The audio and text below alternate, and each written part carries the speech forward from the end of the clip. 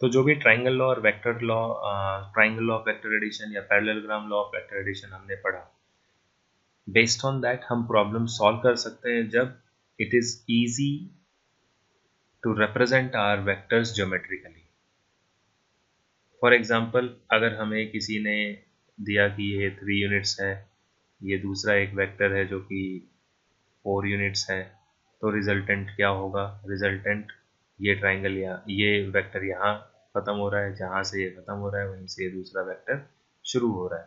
तो जो रिजल्टेंट होगा, दैट रिजल्टेंट विल बी पहले के स्टार्टिंग से दूसरे के एंड को ज्वाइन करता हुआ वेक्टर। अगर ये दे रखा है कि 3 है, ये 4 है और बीच में एंगल 90 डिग्री है, तो हमें ये पता है कि ये जो होगा ये 5 यूनिट्स होगा। तो जो रिजल्टेंट होगा उसका मैग्नीट्यूड 5 यूनिट्स होगा। तो जिन केसेस में ज्योमेट्रिकली वेक्टर्स को रिप्रेजेंट करना इजी होगा, वहां पे हम डायरेक्टली ट्राइंगल लॉ या फिर पैरेललोग्राम लॉ अप्लाई कर देंगे। लेकिन ज़रूरी नहीं कि हर बार ये इतना इजी हो। फॉर एग्जांपल, हमें ऐसा भी मिल सकता है कि एक वेक्टर तो सिर्फ 1 यूनिट का है और दूसरा वेक्टर 100 यूनिट्स का है। तो अब इस रेशो में diagram banana is not feasible. ना डायग्राम बनाना फिजिबल है, ना उसको इंटरप्रेट करना फिजिबल है। तो इस केसेस में हम डायग्राम नहीं बनाएंगे। इस केसेस में हम ज्योमेट्रिकली जो ट्राइंगल लॉ या पैरेललोग्राम लॉ पढ़ा है उससे इसको सॉल्व करने की कोशिश नहीं करेंगे। उस केस में हम क्या करेंगे? इस केस में हम जो हमारा पैरेललोग्राम लॉ है उसी को थोड़ा और एनालाइज करते हैं। ओके, तो उसको एनालाइज करने से पहले हमारे पास हमें एक और चीज़ पढ़नी होगी, दैट इज कॉम्पोनेंट्स ऑफ और कॉम्पोनेंट ऑफ अ वेक्टर। तो जब भी कोई वेक्टर दिया गया, फॉर एग्जांपल, अगर अगर हम वही अपना बेसिक 3 और 4 वाला एग्जांपल लेके चलें, कोई चीज़ यहाँ से इधर 4 यूनिट्स गई और फिर अपने परपेंडिकुलर डायरेक्शन में सिर्फ 3 यूनिट्स मूव करती है। ओके, तो ये 3 यूनिट्स हैं और ये 4 यूनिट्स हैं, ये एंगल 90 डिग्री है। ओके, तो हमें पता है कि इन दोनों का कंबाइंड इम्पैक्ट जो होगा, इन दोनों का जो कंबाइंड रिजल्ट होगा वो ये होगा, और इसकी जो लेंथ है दैट इज 5 यूनिट्स, राइट। तो इसको अगर मैं रिप्रेजेंट करूं ओ ए बी से, तो मुझे ये पता है कि O B is equals to O A plus A B. यही हमने ट्राइंगल लॉ में पढ़ा है। हम ये कह सकते हैं कि O B is result of 2 perpendicular components. मतलब अगर मुझे ओ से बी 5 मीटर्स इस डायरेक्शन में ट्रैवल करना है, तो I can break that journey into 2, where I travel from O to A in this direction 4 units, and then from A upwards towards B, that is 3 units. Clear? तो अब क्या हो रहा है कि हमने ये बोला कि इस OB की डायरेक्शन में या तो आप सीधे चले जाओ, या फिर पहले आप O से A पे चले जाओ, फिर A से B पे चले जाओ। तो इसका मतलब कि जब भी हमारे पास कोई एक वेक्टर होगा, that vector can be always resolve into 2 perpendicular components. हर एक वेक्टर को हम 2 परपेंडिकुलर कंपोनेंट्स में ब्रेक कर सकते हैं, रिजॉल्व कर सकते हैं, राइट। ओके, अब इसके लिए थोड़ी सी बहुत ही बेसिक सी ट्रिग्नोमेट्री हमें आनी चाहिए। अगर कोई राइट एंगल ट्राइंगल है, तो इस राइट एंगल ट्राइंगल में अगर ये एंगल थीटा है, तो इस साइड को हम बोलते हैं एडजेसेंट, ये वाली साइड हो जाएगी ऑपोजिट, और ये वाली साइड हो जाएगी हाइपोटेन्यूज। इस ट्राइंगल में हमें पता है कि sine theta is opposite by hypotenuse and cos theta is adjacent by hypotenuse। तो इससे हमारे पास एक और रिलेशन आती है, दैट इज अगर हमें ऑपोजिट साइड निकालना है, दैट विल बी और hypotenuse into sine theta.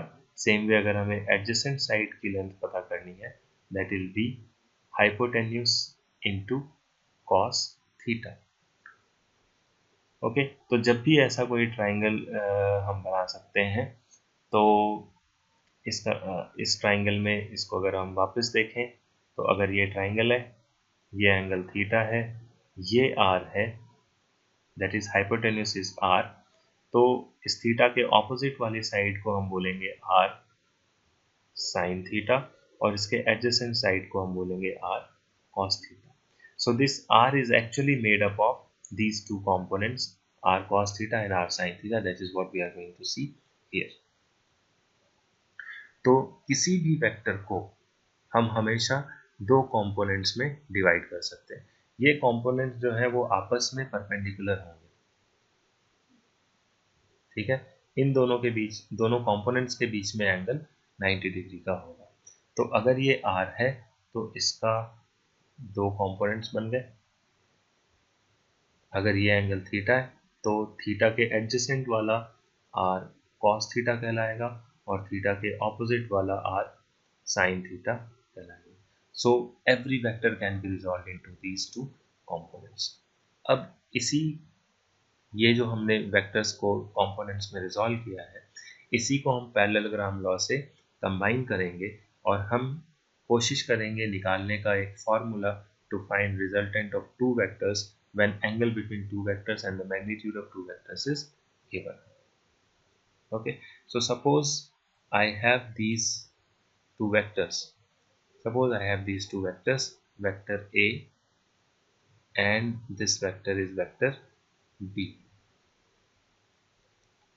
Okay, तो अभी हमने देखा कि इस B वेक्टर को, अगर मैं A को ऐसे ही रहने दूं, तो इस B वेक्टर को हम दो कंपोनेंट्स में डिवाइड कर सकते हैं, एक इस ए वेक्टर के ही अलोंग और एक इस परपेंडिकुलर के.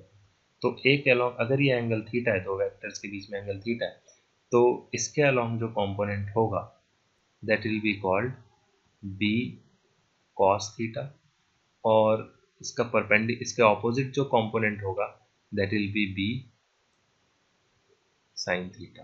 तो हम इसके इक्विवेलेंट एक डायग्राम बना सकते हैं जिसमें यहाँ पे तो जो कंपोनेंट है that is B sine theta, but यहाँ पे जो कंपोनेंट है that is A plus B cos theta. इसको डायरेक्ट हम ऐड कर सकते हैं, क्यों? क्योंकि दोनों एक ही डायरेक्शन में. कोई ऑब्जेक्ट अगर इधर 3 मीटर्स और उसी के आगे 2 मीटर्स उसी डायरेक्शन में डिस्प्लेसमेंट करे तो 3 + 2 सेम डायरेक्शन में होगी, तो हमेशा वो डायरेक्टली हम ऐड कर सकते हैं.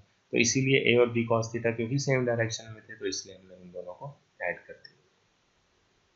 अब उसके बाद ऑब्वियसली ये जो कंपोनेंट्स यहाँ पे बने, ये दोनों जो कंपोनेंट्स हैं परपेंडिकुलर कंपोनेंट्स हैं, और परपेंडिकुलर में हमें पता है कि अगर ये 3 है, ये 4 है, तो हम पाइथागोरस थ्योरम अप्लाई करके ये वाली साइड निकाल सकते हैं. तो उसी तरह से अगर ये भी cos थीटा है तो यहाँ पे भी जो वेक्टर होगा that will also be cos theta. तो ये एक रेक्टेंगल बन जाएगा क्योंकि एक एंगल 90 डिग्री है.